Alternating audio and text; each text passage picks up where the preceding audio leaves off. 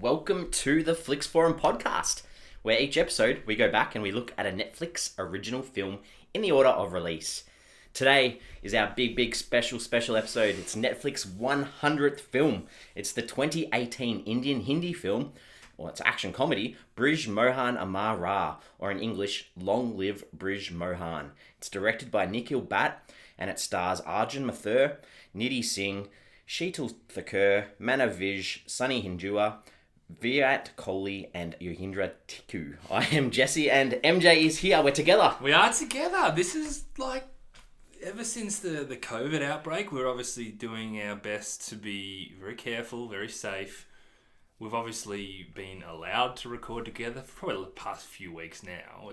We've been erring on the side of caution, but we did want to make sure that we got together again for our 100th episode, or 100th movie. Yes. Which is an incredible feat, so can I just say congratulations? Congratulations to you too. I mean, 1.5 metres apart.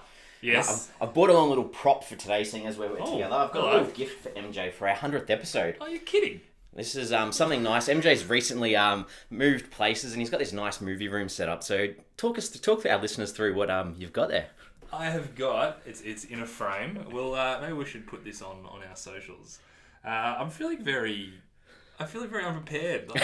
Good, I gotcha. That's what I wanted to do. You didn't have to get me a present. We needed a gift for our 100th episode, so it looks like it's got all the logos or the title pages of, I'm assuming, the first 100 correct Netflix movies. This would have taken you a bit of time. Just a little bit. So yeah, this is it's a framed lovely little print of all the 100 films that we've done for Netflix with their title card all collaged together. That's awesome, mate. Thank you very much. I'm good. I hope you like it. Well, I haven't got you anything, unfortunately. So you didn't need to. I've been planning this for a while, and I thought it'd be a good little thing to, seeing as we're together, we could do a little surprise reveal. This is awesome. What is there any order in this? Or? There's no order, but I have got a couple of prints of these made that we can give to some of our listeners possibly. Oh. So little postcard sizes that if anyone, will mention at the end of the show, but if you are keen to send us a direct message with your details, we can send out. There's a 25 print run of these, so if you want one of these 25 little prints of these, we might even write you a little message on the back. Correct. We can write your message to the people that are following us. So absolutely, we are nothing without our fans. This is awesome. So you've been very busy. Well done. Yes, good. I just thought it was a nice little thing that we can sort of remember our 100 episodes together. It is worth celebrating that we've got through 100, so it's very, very exciting. And yeah, as Jesse said, we've got these little postcards here, which I'm seeing for the very first time. Sorry, I sprung it on you a bit. But yeah, we'll definitely send them out to some of our fans, because we're nothing without our fans, and it's been a good journey with them so far, with obviously a few random movies that we've gone out of order, thanks to our fans voting and deciding what they want to see. So definitely let us know, and we'll flick one across to you. Yeah, it's even got Brahman Naman on there, and all the ones that we've enjoyed along the way. Sadly, we're going to be talking about Brahman Naman a little bit today. There is a relevance there. Yes, so we should go back and say yes, we are talking about this Brij Mohan Amar Rahe film. We start off with our fast flicks. So MJ, fill us in on your thoughts on this one. Yeah, okay, so I see it as a weirdly perverted dark comedy about a man who's hit rock bottom amidst violent debtors who are after him. Yeah, perfect. It's that whole idea of debts in this one. So to me, I've just said it's a man sinking in his debt as he tries to take on a different identity, but can he truly escape himself? I thought I'd go back to the roots with a question. That's true. We have to say, this is the second Indian comedy, straight out comedy that we've done.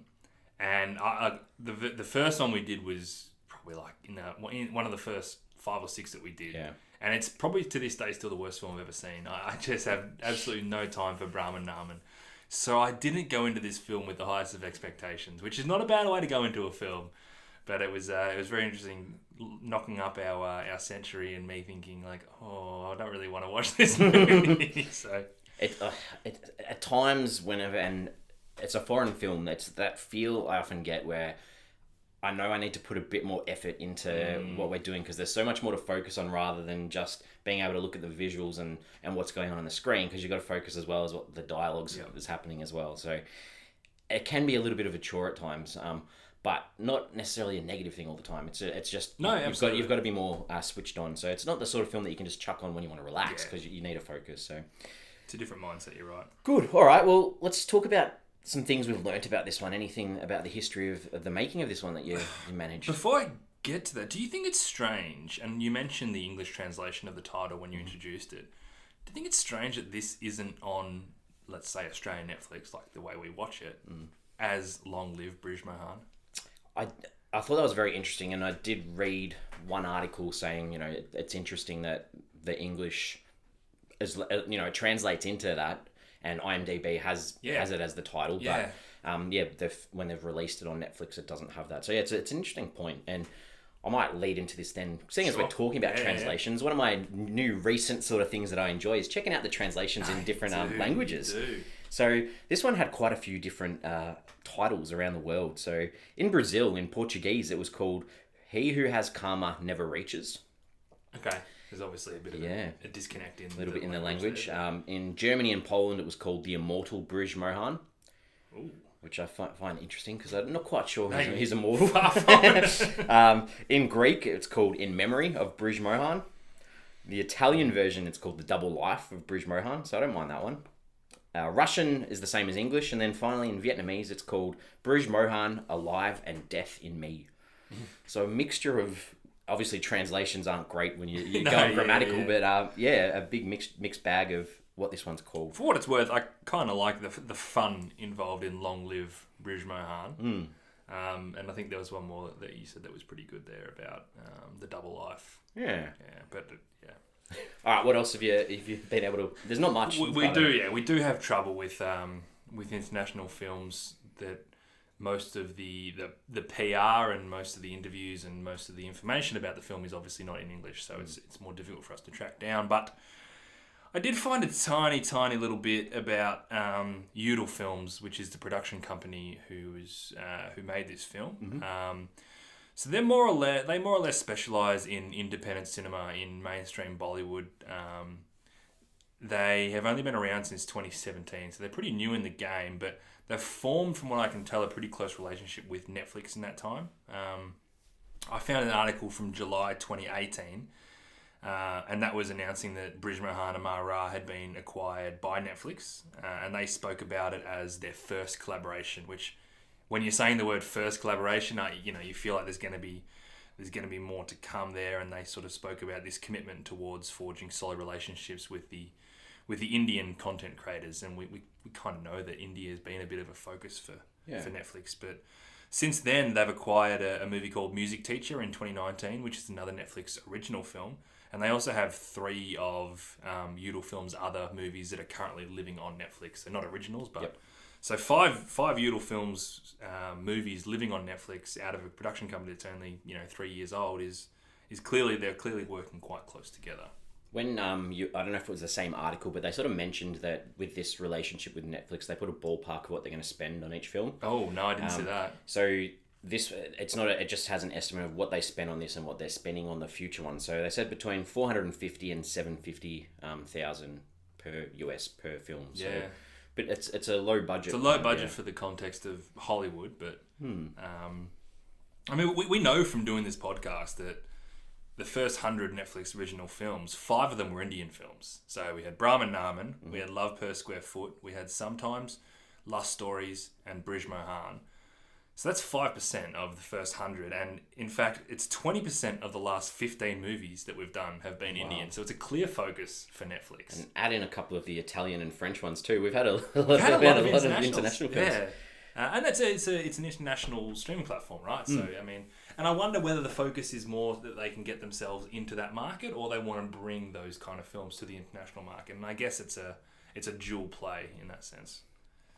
At the start of this film, the title credits, it said inspired by true events, and I could not find anywhere of any story relating to this at all. So you can get as loose as you want if you say inspired. I think if you get to a point of saying like based on a true story, you've got to be a little bit more factual, and then there's obviously like this is a true story kind of thing. But if you say this is inspired by true events, this could mean one thing happened, and you're like, I'm going to wheel a story out of that. Very true. But who knows? Honestly, like it's obviously we have such a cultural difference to life over in India that if this stuff is happening, and even like the corruption that you see within the legal system there, it's kind of normalized. And I don't know if that is the way things are, but where it's a completely different world to what we're used to. So who knows?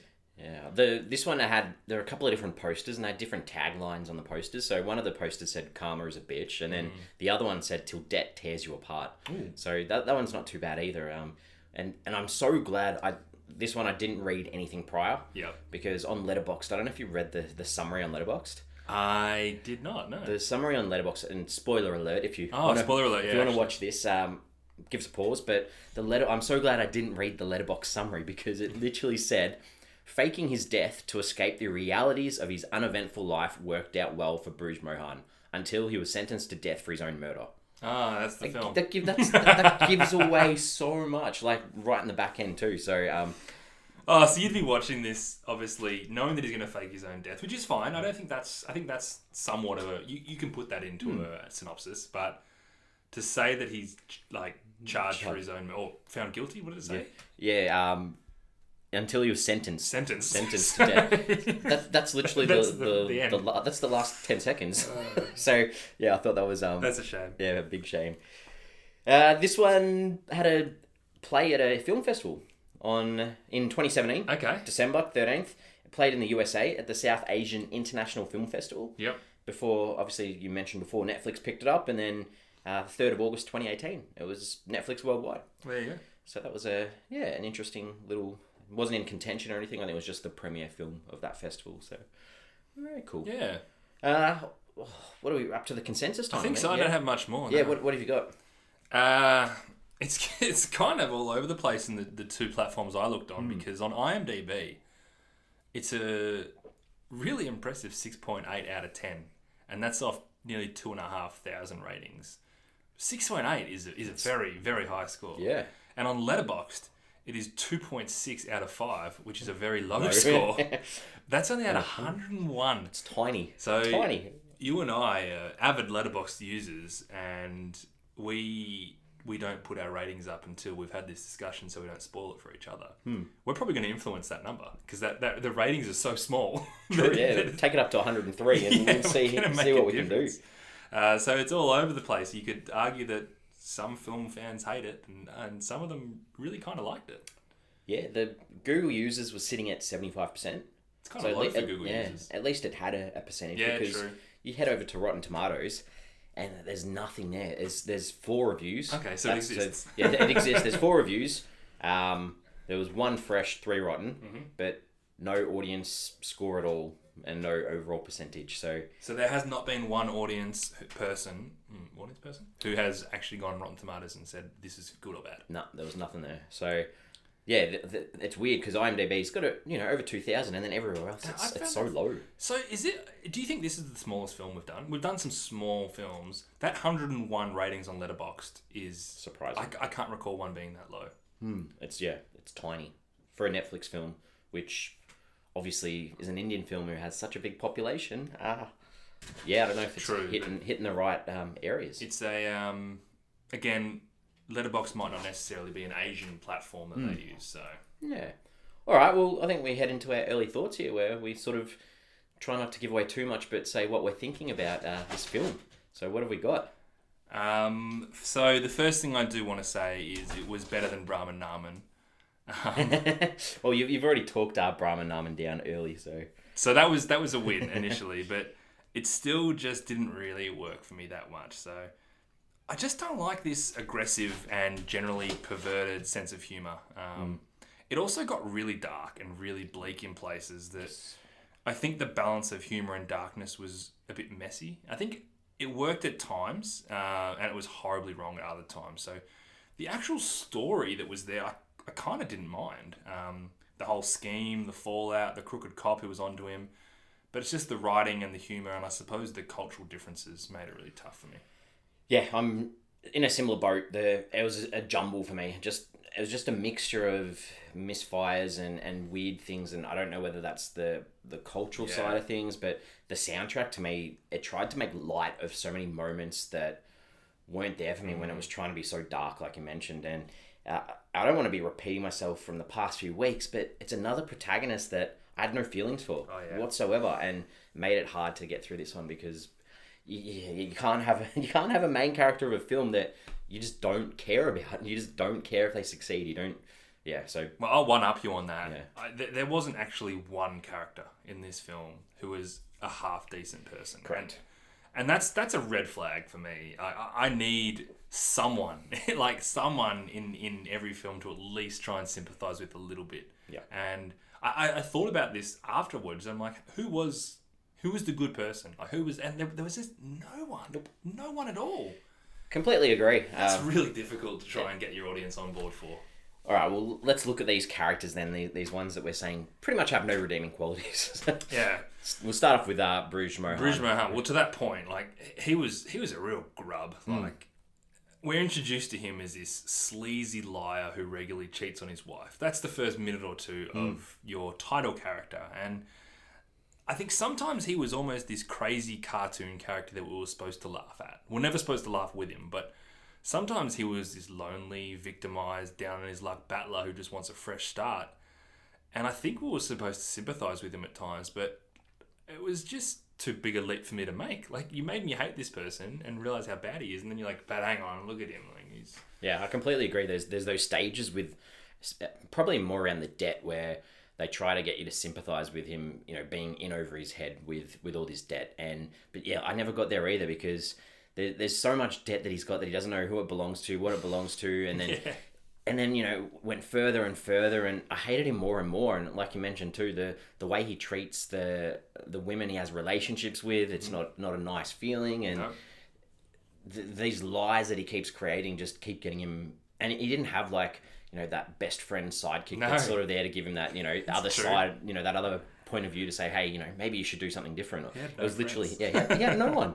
And it was this lone wolf that just he runs a lingerie shop. Yeah, he was a pig. Yeah, gross. I actually had to look this up. So obviously the main debt that he got himself in at the end was 2.5 million rupee. Yep. So 2.5 million rupee is around 50,000 Australian dollars, 33,000 US dollars at the moment. Because I was just like, he needs his money by tomorrow. But I needed to know, I got no context for how much 2.5 million is. Because if it's $2.5 million, I'm like, what? That's an awful lot. But 50 grand is still, it's not something that you can just sneeze up in a day. So his wife, I had to look up her actual name, Sweetie. I just because he called her Sweetie all the time, but I wasn't sure if he was calling her Sweetie. I thought that was just him being sexist.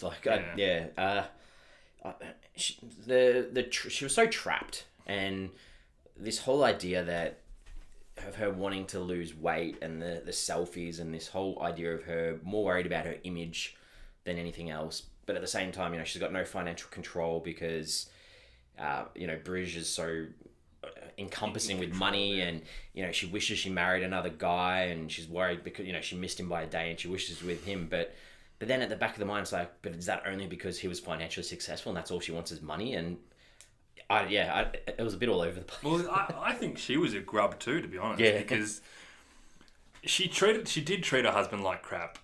To your point that there might be some reasons to do it, but she treated the grandpa like crap, which was almost just like in the movie to show that she was a bitch because there was no other reason why he was in the movie. She was only inspired by money and material things, and in that sense, how she looks. And obviously, as soon as he died, she's rejoicing and hitting on the person who's doing the investigation. There's nothing about her that I liked either. No, I agree. And talking about that inspector guy, the dirty cop, I guess. Yeah. I mean, some of his line, there's this one line of dialogue where he says to Sweetie, he goes, anyone who leaves you should get their eyes checked out. And I was like so lame, and just this whole idea that I don't think he didn't actually care about her one little bit, and I don't think and she switched so quickly to like him. I was like, maybe they are perfect for each other because neither of them are in anything except for a bit of lust and financial gain. But at the same time, he was. When they first introduced him, I was like, oh no, we don't need another side character involved. And I did appreciate that they actually got him involved with Brij's story as well. Yeah. But at the same time, I was like, oh, not another character that's going to have some side story that we don't really care about. Yeah. Well, his side story wasn't that important, but I actually, I kind of enjoyed the character, probably more so because his presence represented an interesting development in the plot. Like the plot was kind of slow by the time when he came in and he made it interesting. I still found myself a little bit confused by his circumstances though, so bear with me here. So he was like the head honcho of this police station. Yep. He was obviously corrupt, and he was also really bad at catching and keeping criminals, obviously because he was corrupt. But he wanted to transfer to like another station, and I think he had to pay some bribery money to get that transfer.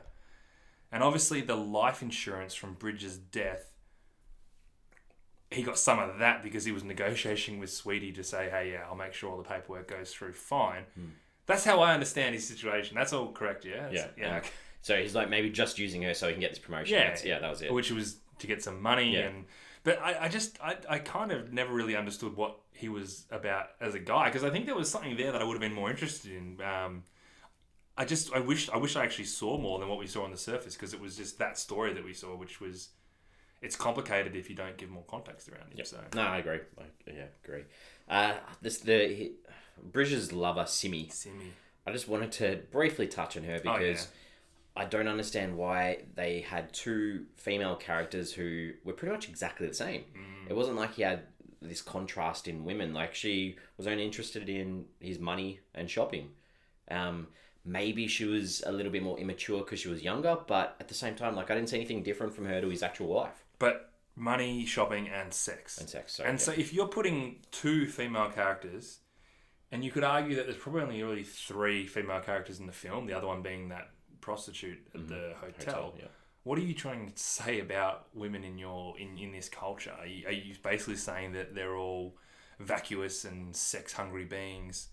Because that doesn't sit that well with me from a from a film's perspective. And I guess she was probably less of a grub than the other two, but she was just more that really pathetic character, to be perfectly honest. And the question I have is, why was she with Brij? Because they're obviously sneaking around together for a little bit when he's with his wife, but he's got no money.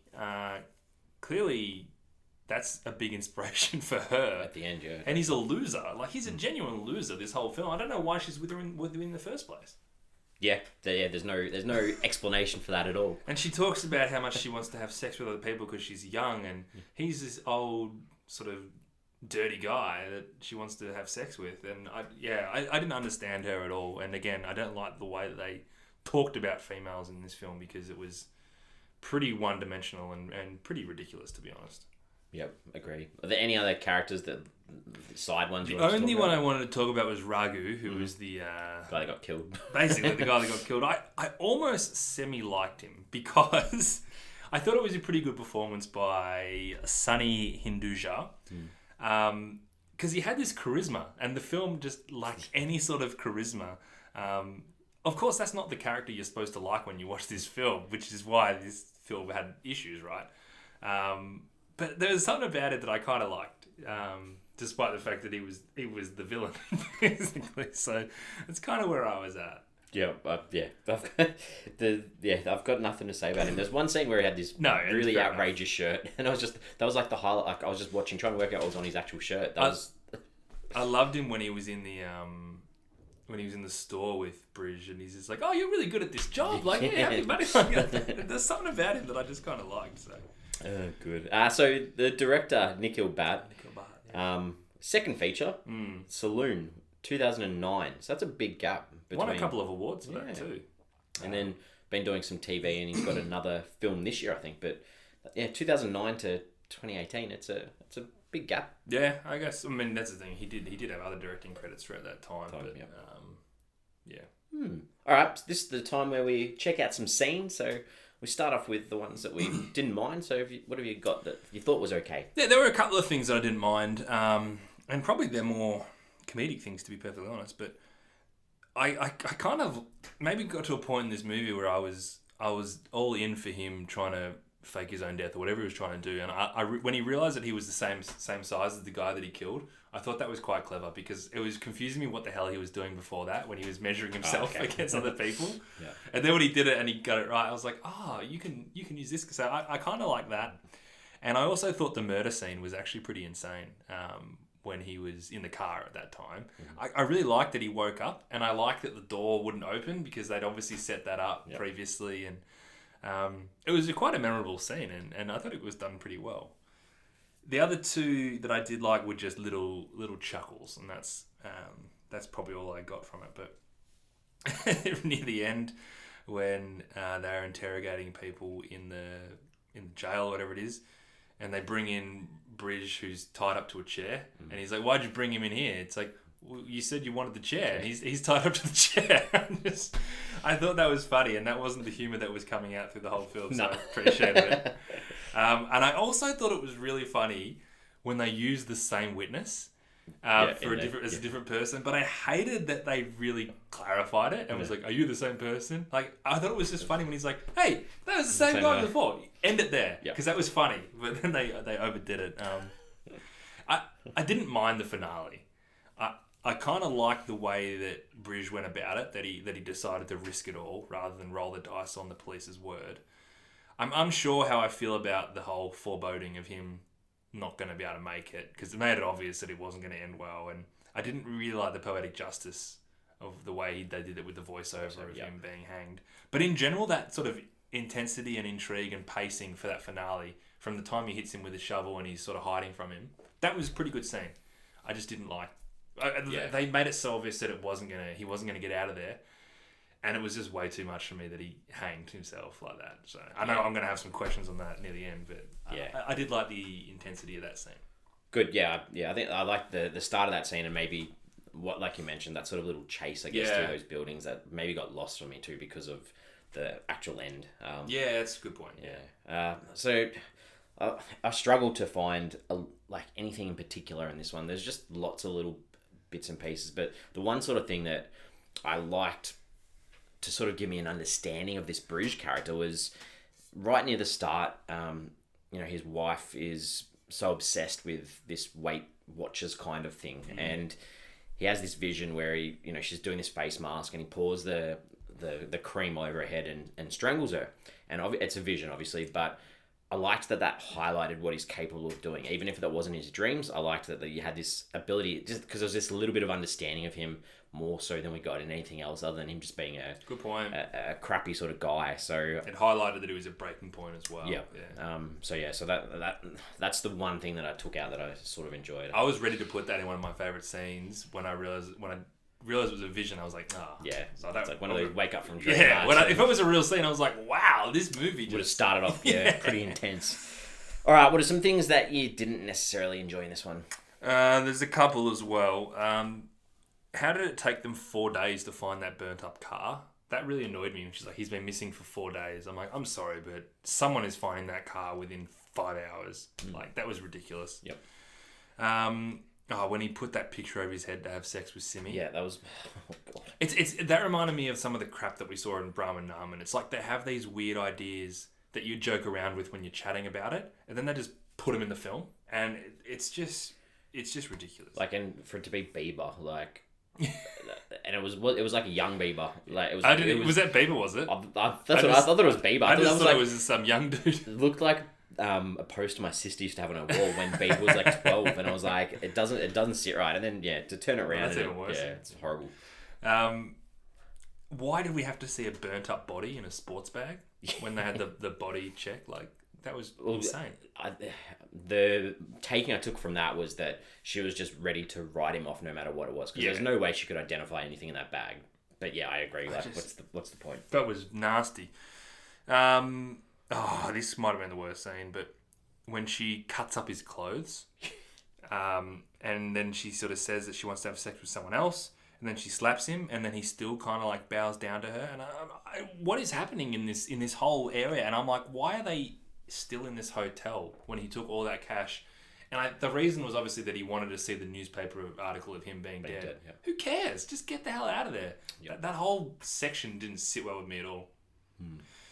The court scenes were all pretty frustrating. Just the back and forth, and even this is when him as well as an actor just started to lose it.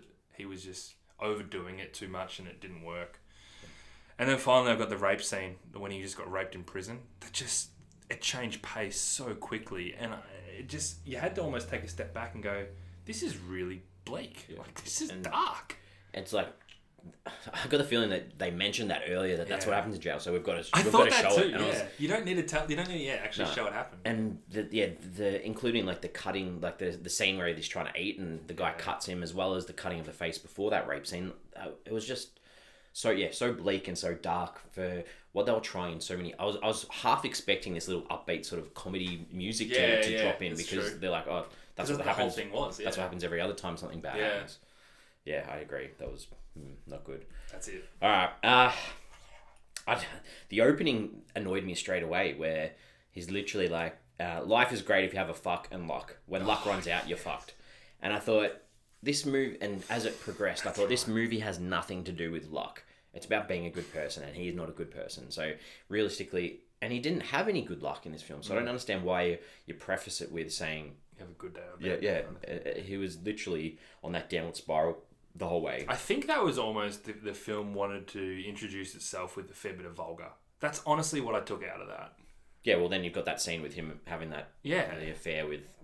It was crude. It was such a crude start, and you're like, okay, this is what we're watching. I get what you're saying, and they just really hammed it home. Yeah. The whole grandpa character and all of his scenes, they were not funny. I know that was meant to be funny. Were they? No, you don't think they were meant to be funny? I don't know. I reckon that was meant to be funny, and about having him in the cupboard and having to chase him in the truck and all that sort of stuff. It just... Yeah. So I had a question, which I'll bring up now because it's relevant. Was the grandpa supposed to be this red herring at the trial? Because I got the point when she wheels in the grandpa, you're like, he's going to be like, yeah, that's Brij, he's my grandson. And he didn't, which makes me think they did this entire setup for this whole film of having the grandpa there and having Brij, doing right for the grandpa the whole time, just for nothing to happen with it. Yeah. Brij could have almost said, hey, grandpa, it's me, sort of like, I don't know. Yeah. I thought the Brij buying that dead guy's body and then him being alive, once is okay, but then I know you liked this scene, but then when they played it out again in the car with Raghu waking up and being alive again, I was like, you've used that already. I got frustrated because I'm like, you only need to do it once. And, that scene where Raghu is, that he thinks he's dead on that staircase, that there was this music kick in of like this funky upbeat sort of pop song where it's like, well, he knows what to do now. I was like, he's just killed a guy. Ugh. But you know what? It's almost okay if that's the film, right? And they keep with that tone the whole film, but they just chop and change. That's where it's a bit weird. I hated when he left that burning car. And the main reason for that was because of the emphasis they put on him dropping that cloth with his blood. Way too obvious. Because then, the whole time, it's going to come back to him the whole time. And to me, that just ruins the whole... If you just have this quick little cut of... Like, you don't even need to put the emphasis on it. And then you'd think later on, I remember when he actually dropped that cloth so he got caught. Not... The cloth's here. The cloth is here. I couldn't agree more. You knew that it was going to come back. Yeah, that's a really good point. Even if you don't show it, and then you come back and go, we found this cloth, you're like, oh yeah, that's feasible. Makes sense, yeah. Every scene with that inspector and Sweetie just being together, it just rubbed me the wrong way. The dialogue, her liking Old Spice, like it was just not cool. No, it wasn't. This is just a bit of a lead up to that scene in the hotel with the Bieber mask and stuff. But Simi was in that hotel sitting on the guy doing push-ups. Yeah. That was just why? Yeah. That was weird. I didn't like when he killed her either, smothering her with a pillow. Yeah, that was. It was. How did he get away with that? He walked out naked and she was screaming. Yeah. And he walks out naked, and the guy's like, "Oh, okay, you must have just been having a." It wasn't like it clearly wasn't a sexual game. Like. And you mentioned this that end to me where they have that parallel story of the judge condemning him to the gallows and him tripping on the bag and hanging himself. I didn't care for this character, so it didn't leave any impact on me at all. It wasn't a surprise. It wasn't a shock. Didn't care about him. Didn't care that he died. And it was just, too... I think they thought they were being more clever than they were. I think it's like one of those films where you feel like they've had that ending. That's how they want to end it. And they're sort of going back to try and fill in the gaps. That's not a bad point. Yeah. All right. Let's talk about some ideas in this one. Some themes, some messages that... It tried to say a lot of things, I think. For sure. I mean, there's a massive discussion on corruption in this film, and obviously a distaste for the way it's not even the legal system, like there's corruption in full society. Police, lawmakers, shopkeepers, everyone, making them admit to crimes, bribery. Yeah. Just, the whole system seems crap. Yeah, absolutely. And then obviously there's that tying into greed as well, and everyone wanting things for themselves to better themselves and doing it in the wrong way to do it. But and then finally, I think misogyny is obviously quite prevalent in this film too. But it kind of goes both ways because I don't like the way it paints women either. Yeah, that whole idea of those relationships, and I don't know whether it's because it's approached differently in different cultures, but they do it really clearly where they explain that they're trapped, and Sweetie does it by talking about being stuck in a coffin, and Simi does it by when she's in the hotel, she's got no Wi-Fi, these types of things. So yeah, I don't understand why they needed to have that in both characters. It was really frustrating. And there's a lot about the truth too. Like the lies keep building up and leading to this idea of running from his problems and not taking these shortcuts and not actually facing up to what he's actually done. And he never actually admits, he gets away. There's no actual mention of Simi's death, really. I guess there's that scene to it. There's that scene at the end where he's digging up. He's with the cop, and it's like, oh, he's standing where he's buried her. Yeah. And that was about it, really. Like, you thought, oh, he might get caught for this, and these little things that don't get explained. Yeah, I kind of thought that was going to come back.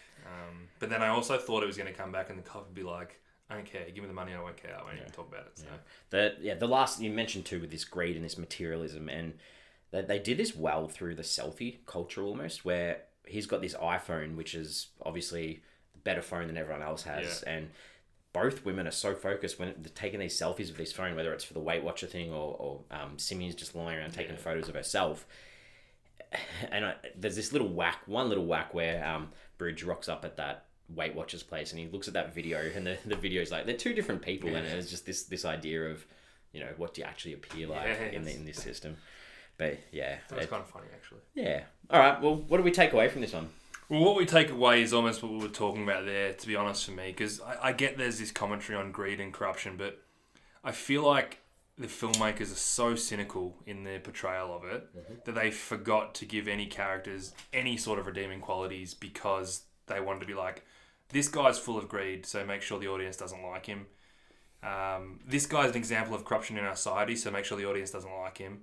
It's like, well, should we put someone in the audience, someone that the audience likes? It's like, well, no, because we want them to know that this movie is about corruption and greed. And it's like, they're just like, we need them to know that this is bad, so everything's bad about it. And they just doubled down on it, and it just became this really bleak tale. And it was hard to enjoy, but it was that I took out of it, along with this weird, aggressive sexual connotations that I'm sadly starting to associate with Indian comedies.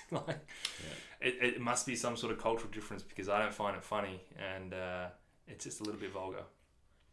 You think about, we did Lust Stories, which was that anthology, and they were all about sex, and I don't like, the last one was probably the most vulgar out of all of them, where it's this woman. I can't even remember the full story, but there's that scene with a vibrator that sticks out. But even that seemed to have been done a lot, like, not as crude as absolutely. As it's. I guess this is more like the perverted male eye and the way they see women, and even the way that women discuss sex, and it's just And again, you're right, because that was quite tasteful considering the context of that story for Lust Stories. Maybe it's just superior filmmaking. I don't know. This I'm going to say something positive because I feel like a lot of this have been very negative. Yeah. I was happy to have an Indian film without songs. Oh yeah. that was what I was like. That's true. That has been an issue for you in the past. Yeah, I'm happy to have not some random song that just breaks out of nowhere. Yep. So apart of obviously the score at times was a little bit random, but I was happy that there wasn't some random song that went for 10 minutes in the middle of a film. So that's my positive out of this one. That's what you're going to take away. Yep. So what do you think of Brij Mohan? Well, there wasn't any music in it. Do you that no one sung anything? Good. Did you go on IMDb at all to check anyone out? I didn't. No, nobody rung a bell for me here. Me either. So we're the same. So that's where we skip along to our question time. So what would you like to ask? Well, I've already asked a few, and I appreciate that we've spoken about them already. So the only two questions I have are around that final scene, and more about Brij's actions in that final scene. So initially, when he knocks out the policeman with the shovel and he runs off, I'm like, cool, get in the car and drive away. Why didn't he get in the car? The car's just sitting there, no one else is there. Yeah. Get in the car, and then by the time that the policeman realised what's going on, you're miles away. Really good point. That annoyed me. This is even worse because this cost him his life. Why didn't he try and grab the strap when he was hanging from the... And just grab it and try and hold it, and you know what? Eventually you could probably rip that open because it's a duffel bag strap. Because the reason, obviously when someone gets hanged, they tie their arms up. So they can't hold any sort of resistance on it. But he didn't try that at all. And come on, like maybe he was handcuffed or something for some reason and did it. Yep. But that was just idiocy. The only thing I can think of is that he doesn't want to let go of that money, and that money is too important. But the money was up there. Yeah, so if he lets go of that strap and drops himself, then he's going to lose that money. All right, I don't know. I want to allow that. He's so protective of that money that's the only thing I can think. He could have gone back up and got it. And the cops down there. Oh, that just annoyed. I'm like, grab it. Yeah, grab it. Really. You're gonna die. You can grab it. And just didn't do it, and he died. And really good points. So frustrating. So. Well.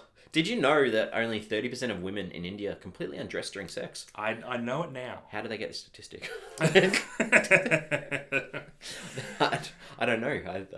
I think that adds to the fact that they wanted everyone to know this is a really vulgar comedy. Like, that comment actually had nothing to do with it, because as an audience, you don't see her naked. You obviously see that she undresses, but you don't see anything.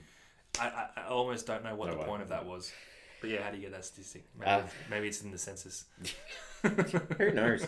The only other thing I've got for you is I thought this was really interesting and I don't know how to take it. So towards the end, you've got this dinner party with all these law officials and they make this comparison with the US system, and they talk about it being such a great system. And, they make this comment about even a black man can get justice there. It's very, very topical right now, but I couldn't work out whether they were being sarcastic or not. It's a really good point. I assumed the filmmakers were being sarcastic and the characters weren't. Yep.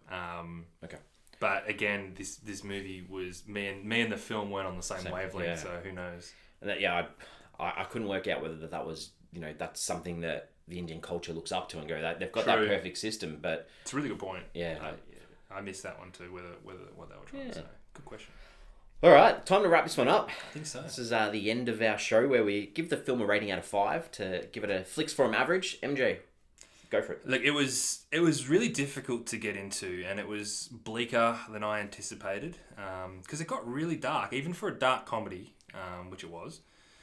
And it wasn't just that there were no characters to sympathise with, it's that they were all so damn distasteful that it left me actually with a bad flavour in my mouth. So... as I said, I think the plot itself actually worked in parts, and underneath it, I think there's a story here that would have been pretty good. But I was just so jaded by other elements that I couldn't quite get there. So it's 1.5 stars for me. Good. Yeah. So same things that we've mentioned the whole way through, I guess, because I can't get into a film where the protagonist doesn't have one good quality, and not even just one good quality, any redeeming qualities at all. So a bit of light and shade goes a long way in a film, and this one tried to play off the massively dark undertones, which takes a lot of skill to do, and they didn't have the skill to do that. Yeah. So the performances didn't really grind me as some films have, so that's okay. And like you mentioned, the story is okay, the narrative's okay. It's just the way that it was done, and it didn't sit right with me. So 1.5 from me too. Oh, I thought you were going to go lower. No, 1.5. I was expecting 1, and then he's going to get half? No, I had it at 2, and then after I put my notes together, I'm like, I've got to bring this down. I was exactly the same. Yeah. After watching it, I was like, that's probably about a 2-star film, and then you really break it down, you're like, oh, there's some pretty bad stuff in here. Yeah. So we're on social media. Pop posts up all the time, Twitter, Facebook, Instagram. This ties in perfectly with how we've been talking, and can you name or give us a film that works with no redeeming characters? No redeeming characters is almost... is there even a film? Yeah. That's why I haven't got one. Protagonists don't have redeeming qualities, and that happens, but no redeeming characters or qualities for any character is just... Because that's what this film was. So I'm just trying to work out, I know. is this the one film in the world that has no redeeming characters? Maybe it is. So someone might have one for us that will surprise us. Maybe it is. And like we mentioned at the start of the show, we've got these little postcards with this artwork of all the Flicks Forum films that we've done in our first 100 episodes. So if you are keen to have a copy of these, we will post these out to you.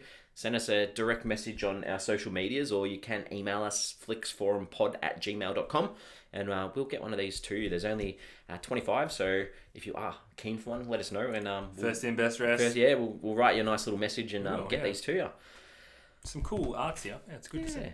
And I've got my big one, which we'll post. I'll post that on the socials as well. We are back next week. Next week we'll do our... I can't wait for next week. Next week's our 100 episode sort of countdown, I guess. Extravaganza.